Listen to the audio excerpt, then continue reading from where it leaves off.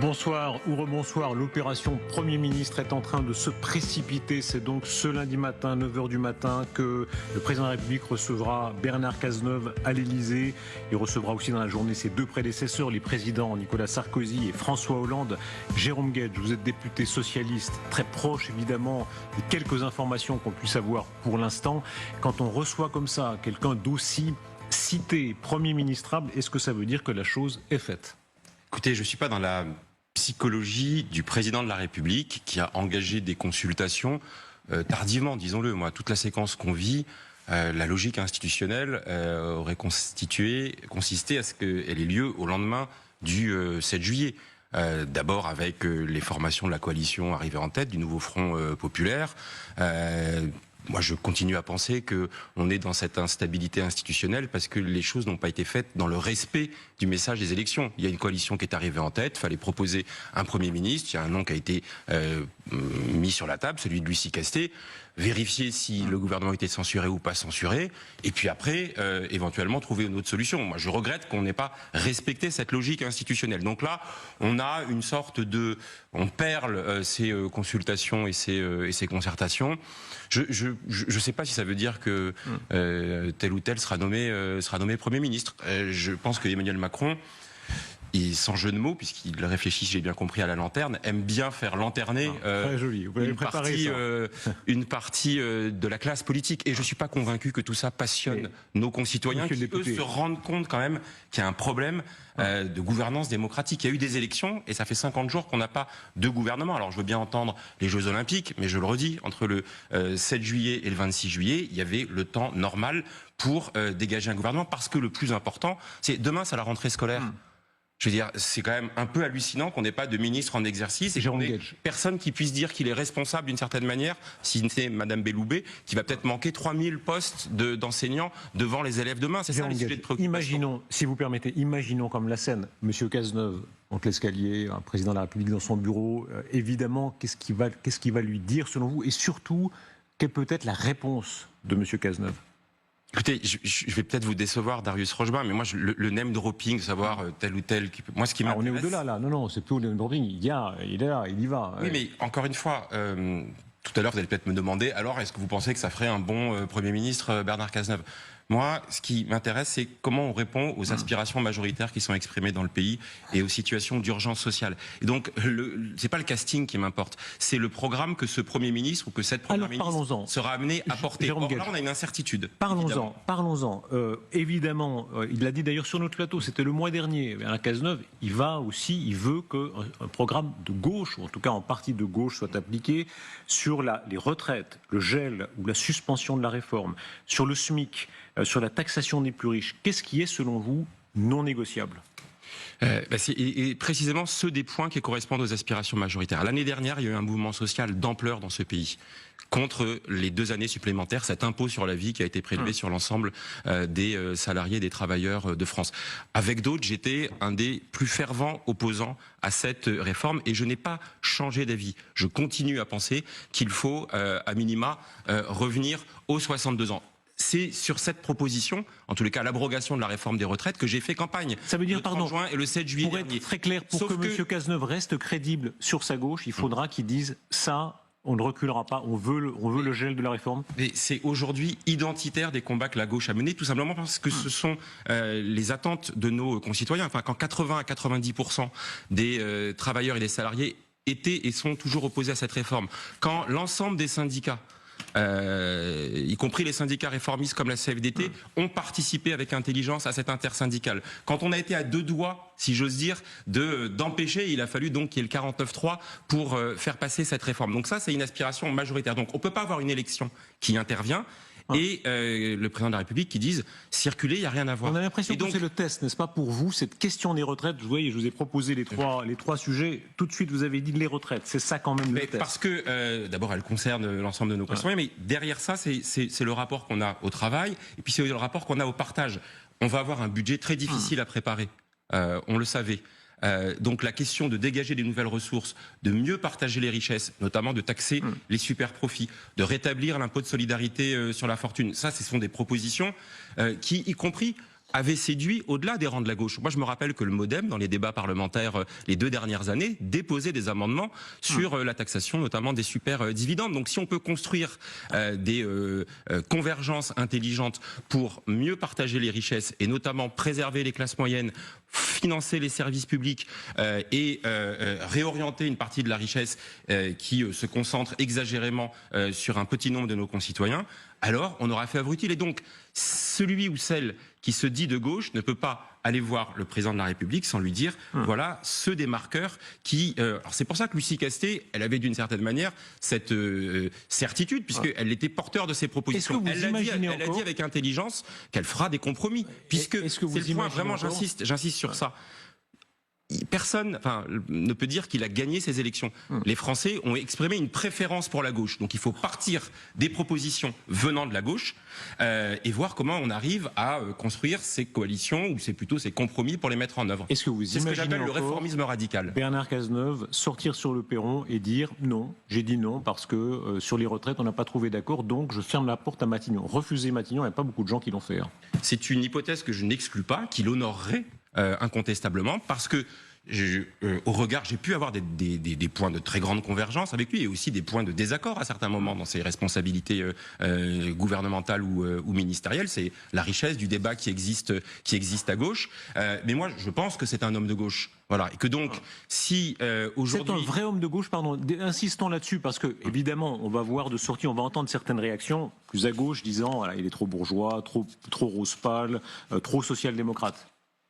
Oui, mais alors, moi j'évacue l'argument du trop bourgeois, etc. Léon Blum était qualifié de grand bourgeois et ça ne l'a pas empêché, dans le Front populaire originel, de conquérir de grandes avancées pour l'ensemble des salariés et des travailleurs de ce pays. Un cazeneuviste me disait il y a quelques minutes, il me disait attention, les grands réformateurs de la gauche ont été des socialistes un peu bourgeois. Vous citez Blum, Mitterrand, qui a une origine très, par bourgeois, j'entends. Mais c'est pour classique. Ça que... C'est pour ça que ces procès ad hominem sont absolument insupportables. Moi, ce qui m'intéresse, c'est ce qu'on a dans les tripes, si j'ose dire, et la volonté, y compris pour éviter la crise institutionnelle et la crise politique, parce qu'il ne faut jamais perdre de vue cette chose. On l'a enjambé depuis le 7 juillet. Ce qui nous pend au nez, encore, c'est le Rassemblement national. Et donc, si il y a une gauche décevante, alors ce sera le boulevard pour le Rassemblement national. Donc la gauche, elle doit être déterminée, elle doit être résolue, et donc il ne peut pas édulcorer les propositions. Mais par contre, il faut construire les compromis et faire en sorte. C'est moi ce que je vous prends un autre exemple. Et encore, je vais revenir sur la question des retraites pour préciser quand même ma pensée. Je pense que si on peut abroger la réforme des retraites, il faut le faire immédiatement. Mais ça suppose peut-être d'abord, pour construire le compromis, de dire attendez, on va suspendre son application. On ne va pas, on va retirer les décrets d'application qui ont été pris depuis l'année dernière pour que ceux qui devaient subir les dispositions pénalisantes ne le subissent pas. Et puis, on se remet autour de la table avec l'ensemble des partenaires sociaux pour faire réellement une concertation sur la réforme des retraites. Donc, vous voyez, gel, suspension, abrogation, c'est un continuum, mais l'important, c'est qu'on va dans cette direction qui est de dire, parce que ça, c'est ça qui serait terrible. Si le président de la République dit, on ne touche pas à une virgule de la réforme des retraites, alors ce sera sans nous, incontestablement. Jérôme Guedj, les réactions plus à gauche se font entendre. Elles se sont déjà fait entendre préalablement. C'est évidemment ce moment à l'université d'été du PS à Blois où le nom de Bernard Cazeneuve et le nom de Karim Bouamrane ont été hués. Écoutez cet instant-là. Oui, j'y étais. L'idée que Bernard Cazeneuve ou d'autres, Karim Bouamrane ou d'autres, puissent accepter d'être Premier ministre dans ces conditions pour non pas assurer la stabilité du pays, mais pour assurer la continuité de la politique d'Emmanuel Macron. Eh bien moi je vous le dis, ça ce n'est pas acceptable et nous ne l'accepterons pas et vous ne l'accepterez pas. Quel sentiment aviez-vous quand M. Cazeneuve et M. Bouamrane ont été hués ? Sur la forme, c'est pas malin et c'est pas respectueux de provoquer ce petit effet de salle. Sur le fond, si on écoute attentivement ce que dit Clémentine Autain, c'est pas très éloigné de ce que je vous ai dit. Si tel ou tel est nommé pour continuer la politique des 7 dernières années, alors en effet, ce n'est pas acceptable. C'est ce que Olivier Faure a appelé être les supplétifs d'Emmanuel Macron et la béquille d'Emmanuel Macron. Ça n'efface pas les huées. Non mais je suis d'accord. C'est une sorte de présomption du fait que tel ou tel appliquerait mécaniquement la continuation de la politique. Donc c'est pour ça, moi je le dis très clairement, si Bernard Cazeneuve demain dit à Emmanuel Macron, l'ISF, la réforme des retraites, la taxation des super-profits pour dégager des ressources et financer les services publics qui sont indispensables sur l'école, sur l'hôpital, sur la justice, sur la police, alors ça sera compliqué d'expliquer qu'on n'est pas d'accord avec ça. Je vous ai parlé de réformisme radical. Même avec ça, est-ce que vous allez pouvoir faire l'économie de la levée de boucliers de ceux qui disent le LFI, c'est quand même une sacrée partie de la gauche. Non, mais il y avait Madame Castex, ça restait notre candidate. Lisons ce que dit Monsieur Bompard. Bernard Cazeneuve ne peut pas être considéré comme un Premier ministre de gauche à partir du moment où il n'a pas le soutien du NFP. Et quand on dit NFP, c'est le NFP évidemment entier. Oui, mais parce que on ne sait pas ce que propose et ou ce qu'obtiendrait Bernard Cazeneuve. Lucie Castet. Vous croyez que le LFI soutiendra M. Cazeneuve ? Je trouve un cas de figure qui pourrait être intéressant, c'est si vraiment on fait de la politique fiction là, mais c'est toujours stimulant. Si Bernard Cazeneuve ou un autre demain arrive et dit dans son discours de politique générale, la réforme des retraites sera gelée, suspendue, voire abrogée. Est-ce que on ne laisse pas ce gouvernement ne serait-ce qu'appliquer cette seule réforme? Moi, c'est ce que j'appelle le réformisme radical, c'est-à-dire à un moment donné, la gauche n'a pas gagné les élections. Si elle avait gagné les élections, elle appliquerait son programme. Et moi, dans mes engagements de campagne devant les électeurs de Massy, de Palaiseau et des villes avoisinantes, j'avais dit que je voterais l'abrogation de la réforme des retraites. S'il n'y a pas de majorité pour voter cette abrogation, eh bien, je prends dans un premier temps une suspension ou un gel. C'est ça les compromis qui peuvent être construits. Si l'abrogation peut être votée, eh bien, je continuerai comme je l'ai fait. J'ai pas ménagé ma peine pendant les semaines de débat à l'Assemblée nationale contre cette réforme. Donc, je peux pas être suspecté de quelque complaisance que ce soit sur ce sujet-là.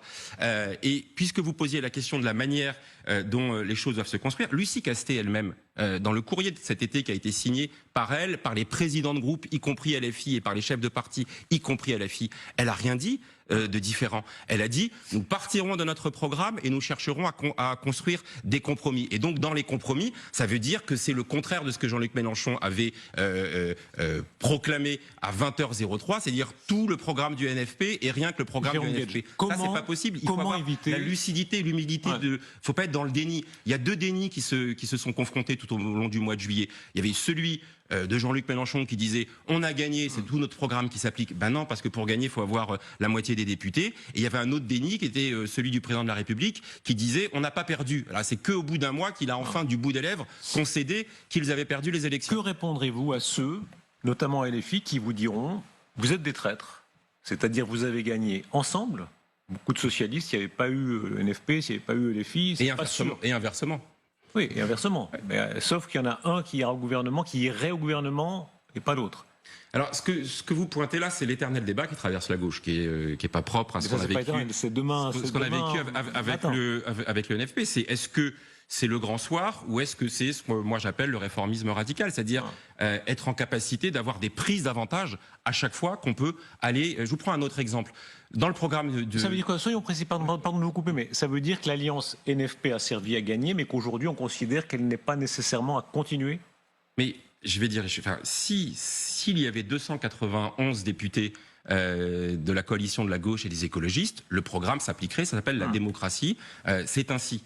Et pour illustrer mon propos, comme cette coalition n'a pas gagné, mais qu'elle est arrivée en tête, il faut donc partir. Les Français ont exprimé une préférence pour les solutions proposées par la gauche, mais ne lui ont pas donné la totalité des pouvoirs pour le faire. Je l'illustre par un autre exemple. Dans les engagements que j'ai pris avec d'autres, il y avait, parce que c'est un enjeu essentiel, le pouvoir d'achat, la revalorisation du SMIC à 1 600 €. C'est-à-dire une augmentation de 14%. Si demain, tel ou tel gouvernement dit... le point d'accord et le point de compromis, c'est 7% cette année et 7% l'année prochaine. Est-ce qu'on pourra se faire traiter de social traite parce qu'on soutiendrait une augmentation qui ne sera pas immédiatement de 14%, mais qui pourrait être lissée sur une ou deux années? C'est ça le principe de conquérir en situation de majorité relative. Jérôme Guedj, donc je vous ai bien compris. Sur la réforme des retraites, là, vous serez intraitable. Vous dites là, il ne peut pas changer de la position de la gauche. Sur le SMIC, par exemple, en revanche, on peut différer. Mais sur l'ensemble des propositions, si le rétablissement de l'ISF par rapport à la proposition que nous avons faite, encore une fois, c'est le respect du vote. Nous n'avons pas gagné les élections. J'aurais préféré que la coalition de gauche gagne les élections. C'est pas le cas. Donc à ce moment-là, il faut construire avec d'autres les convergences projet par projet. Et moi, je le ferai dans celles qui sont dans une approche progressiste. Est-ce que vous croyez encore qu'une partie des LR, une partie de la droite, du centre-droit, peut monter dans la barque ? Si monter dans la barque, c'est faire une coalition des contraires, ça ne fonctionnera pas. Et je vous redis ce que j'ai dit tout à l'heure, ce serait dévastateur et le Rassemblement national n'aura qu'à regarder cette coalition de briques et de brocs et de contraires se déliter au fil de l'examen des textes à l'Assemblée nationale. Donc il faut, à un moment donné, assumer une réorientation de la politique économique, sociale, du rapport aux questions démocratiques aussi. Ça veut dire que la grande coalition, disons, négative, si on veut, cette majorité négative qui est là, s'ils le veulent, NFP, enfin plutôt LFI et le RN peuvent faire tomber n'importe quel gouvernement. Non, parce que arithmétiquement, LFI ils sont 172, le RN ils sont 140 avec Éric Ciotti, et donc ils n'ont pas une majorité pour faire voter une motion de censure. Mais dans la période, soit on rentre dans une période de chaos institutionnel et on va avoir, et ce sera la conséquence des choix hasardeux du président de la République. Mais ça, je le redis, c'est un boulevard pour le RN, et puis surtout. Parce que ne le perdons pas de vue, tout ça donne l'impression de faire de la politique aérienne. Pendant ce temps, les urgences, les attentes de nos concitoyens, qu'est-ce qu'on fait sur les déserts médicaux ?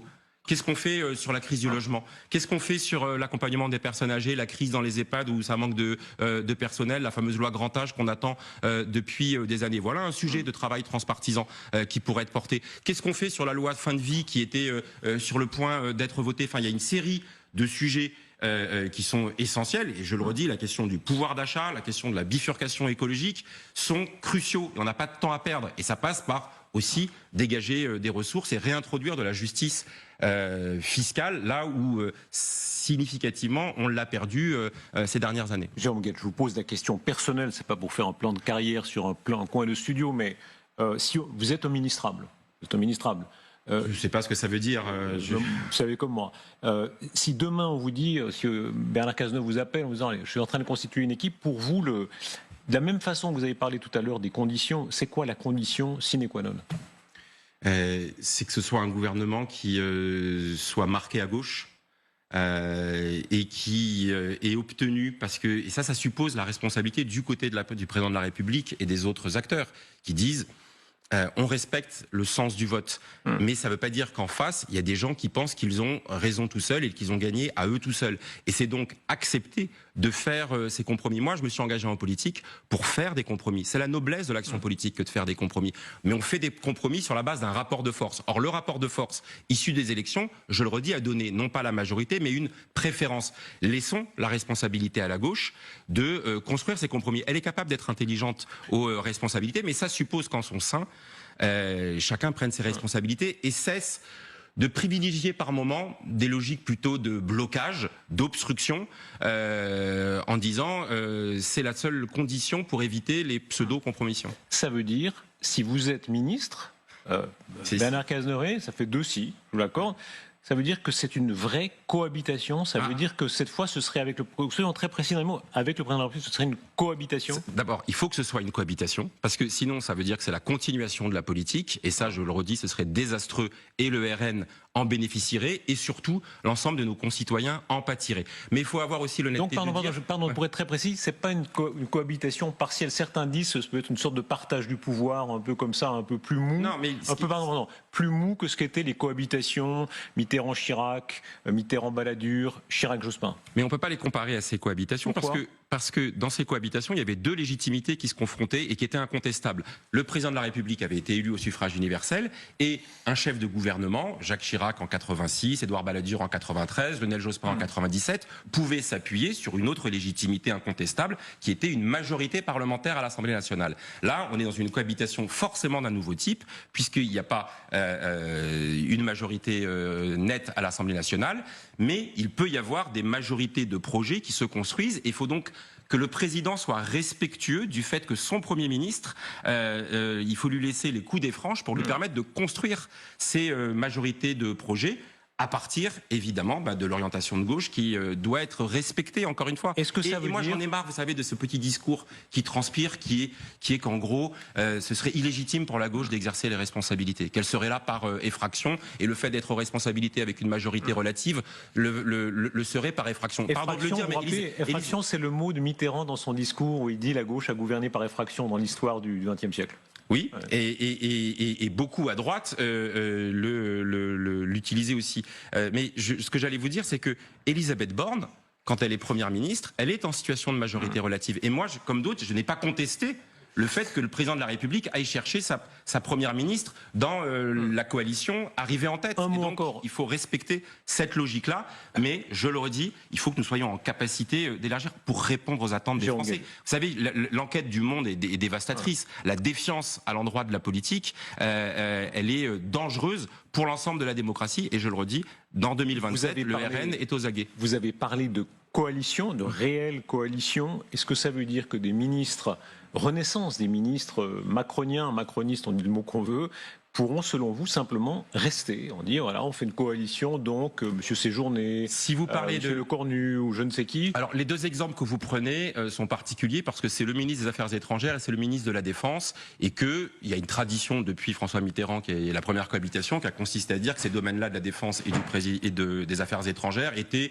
ce qu'on appelle le domaine réservé, et qu'il faudra avoir l'intelligence dans la formation du futur gouvernement. Mais Lucie Castet, quand elle a été reçue par Emmanuel Macron, a eu des propos en ce sens. Elle a dit, évidemment, le choix de ces deux postes ministériels se fera en concertation, en bonne intelligence. Est-ce que ça veut dire que des ministres d'Emmanuel Macron pourront rester tels quels? Franchement, dans un nouveau gouvernement? Là, si on veut montrer qu'il n'y a pas une continuité, et c'est pas que dans le symbole, il peut pas y avoir maintien aux responsabilités de ministres qui ont porté les politiques précédentes. Merci beaucoup, Jérôme Guedj. Nous poursuivons avec Jérôme Jaffray et avec Guillaume Roquette qui vont prendre votre place, puisqu'il y a beaucoup de choses que vous avez dites qui méritent commentaire. Merci beaucoup, monsieur le député, d'avoir été avec nous. Bonsoir, Jérôme Jaffray. Bonsoir.